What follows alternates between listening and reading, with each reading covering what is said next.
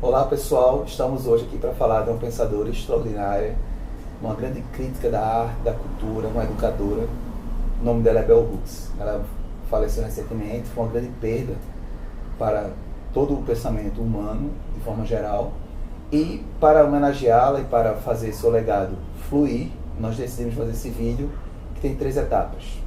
Na primeira etapa, vou falar um pouco de como ela trouxe à tona a importância da negritude dentro do movimento feminista. No segundo momento, vou mostrar como essa discussão que ela traz da negritude termina ampliando o horizonte do feminismo e passa a incluir também, como um ponto de reflexão dentro do feminismo, a posição dos homens. Então ela passa a dialogar com a compreensão de que o feminismo é para todo mundo. E no terceiro momento, eu vou mostrar como essa crítica que ela faz a partir da negritude, da cultura, do cinema de forma geral, aponta para a necessidade da educação como um motor da grande transformação humana, ou da grande transgressão, como ela diz em uma de suas obras, que pode nos levar a um convívio muito mais harmônico, muito mais generoso e, em uma palavra, muito mais amoroso. Part of what I wanted to say to people is that living as we do in a culture of domination, to truly choose to love is heroic. To work at love, to really let yourself, understand the art of loving. Pois bem, então, Bell Hooks, ainda na graduação, escreve um texto que é seminal do ponto de vista da história do movimento feminista, que é o texto que tem como título uma pergunta: não seria eu uma mulher? Ora, ela coloca essa questão justamente porque, diante daquela pauta importante, sem dúvida nenhuma, do feminismo branco, havia lacunas que repousavam justamente na ausência de pessoas negras, de mulheres negras, dentro do movimento. É como se o movimento feminista tivesse como ponto central uma série de reivindicações para as quais as mulheres negras estariam, de alguma forma, sem nenhum acesso. Por quê? Porque enquanto os feministas reivindicavam uma série de paridades justas e absolutamente corretas com relação aos homens, eram as mulheres negras que estavam na casa dessas mulheres brancas, fazendo a cozinha, preparando e cuidando dos filhos dela. Em outras palavras, as mulheres negras estavam ainda nessa condição de servir a branquitude, ainda que essa branquitude fosse nesse contexto de mulheres brancas. Então, era como se aquela pauta construída em torno do feminismo fosse, sem dúvida nenhuma, central, mas ela não fosse suficientemente ampla para abarcar formas de existência de ser mulher que inclui a negritude. Daí a pergunta: não seria eu uma mulher? Porque se ela é uma mulher, e obviamente a pergunta é irônica, ela é uma mulher que tem como característica ser negra. E essa negritude não pode estar apartada de uma discussão sobre o feminismo. Então é importante que a gente, de alguma forma, comungue essas pautas de uma maneira muito mais ampla. E entenda que as demandas das mulheres negras, naquele contexto ali, no qual o Bell Hooks estava, não estão no mesmo patamar da demanda das mulheres brancas.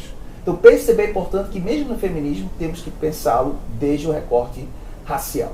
Então essa perspectiva da Bell Hooks traz a grande revolução do ponto de vista da história do feminismo, porque ela propõe que o feminismo, para ser radical, ele precisa necessariamente dialogar com a negritude e compreender que a questão de raça é uma questão central do ponto de vista da construção das pautas das mulheres. Então não apenas trabalhar no horizonte de uma branquitude que tem seu valor, sua importância, mas trabalha também no horizonte de que as mulheres negras que foram historicamente excluídas, que estão historicamente colocadas para servir, para trabalhar enquanto as mulheres brancas fazem protestos, elas também devem ser incluídas e elas também são mulheres. Ora, com esse livro, Bell Hooks constrói um pensamento feminista que pode ser considerado feminismo negro. No segundo momento de sua reflexão, Bell Hooks começa a entender que nós temos que pensar de forma radical a importância da crítica da cultura ser calcada também na noção de raça. Então, ao invés de fazer uma crítica de cinema, uma crítica de literatura, pura e simplesmente calcando-se em relações formais, nas dimensões estritamente estéticas dessas obras de arte, é preciso também introduzir no seio dessa reflexão a questão da negritude da raça. Então ela começa a perceber de maneira muito aguda como a produção cultural americana é marcada por uma supremacia branca. Não quero fazer parte dessa brincadeira. Com todo respeito ao homem. Ela faz isso justamente fazendo um recorte racial que permite ela analisar todos esses filmes como formas de reprodução e produção do racismo que nós podemos chamar de estrutural. Então o cinema, muitas vezes com boas intenções, ou mesmo a cultura pop, Madonna, que é uma das artistas que ela cita, né, muitas vezes até motivada por dar certa papel, certa voz da negritude, termina reproduzindo papéis de subalternização, da forma como esteticamente aquelas pessoas negras, aqueles corpos negros são alocados dentro dos clipes de Madonna, por exemplo. Então, é como se ela percebesse as sutilezas que estão presentes da produção cinematográfica de forma geral e apontasse para a necessidade da gente romper com esses padrões de supremacia branca. Então ela percebe que não tem como fazer uma crítica da cultura sem fazer uma crítica também da racialidade.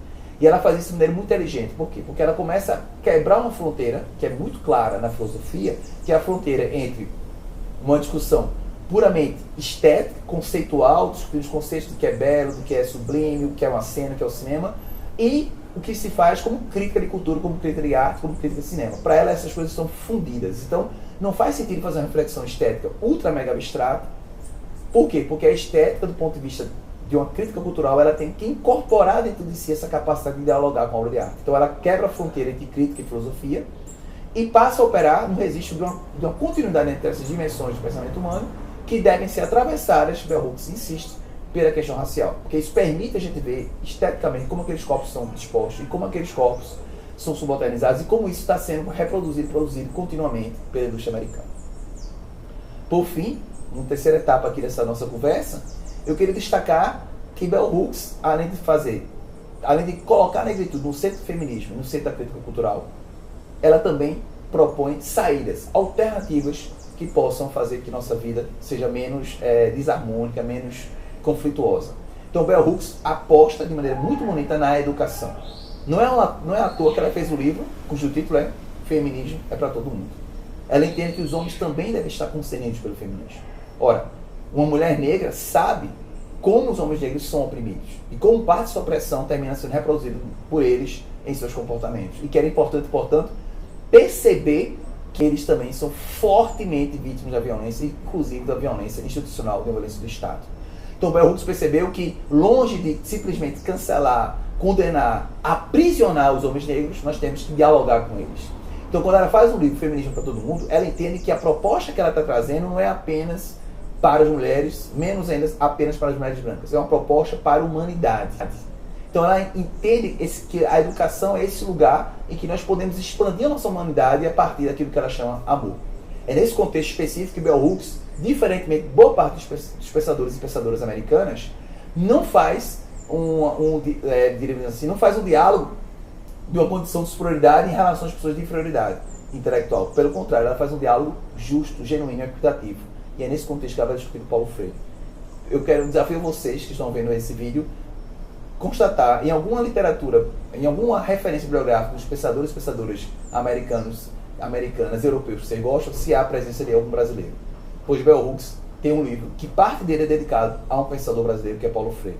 E por que Paulo Freire? Porque Bell Hooks acredita, como Paulo Freire, que é importante, fundamentalmente, entender a educação como um processo de transformação. Então isso implica, por um lado, que a educação não pode ser pautada numa compreensão essencialista. Não é porque você é homem que você é necessariamente ruim. Não é porque você é branco que você é necessariamente ruim. Mas o fato de você estar nesse lugar lhe convida a uma reflexão sobre seus privilégios e sobre como você pode alterar esse status quo. Então, nesse contexto, a educação é transformadora, ela é transgressiva. Por quê? Porque ela transgride com a normatividade vigente no sentido de incluir mais pessoas e, consequentemente, expandir o que a gente entende de humanidade. E o amor para Bell Hooks é essa chave. O amor, tal como pensava também Paulo Freire, como um ato político, o amor como uma ação. O amor não é um objeto, um sentimento, algo que a gente contempla. O amor é uma vivência radical que tem como ponto principal entender que todos nós somos capazes de nos transformarmos e que essa transformação se dá justamente pelo fato de nós possamos escutar nossos problemas, escutar nossos relatos, refletir conjuntamente, formando uma grande rede na qual todas as pessoas não são iguais abstratamente, mas elas são capazes igualmente de se colocarem na escuta e no diálogo, sem os quais a gente não pode avançar nenhum ponto. Viva Bell Hooks! I began to use the phrase in my work, white supremacist capitalist patriarchy, because I wanted to have some language that would actually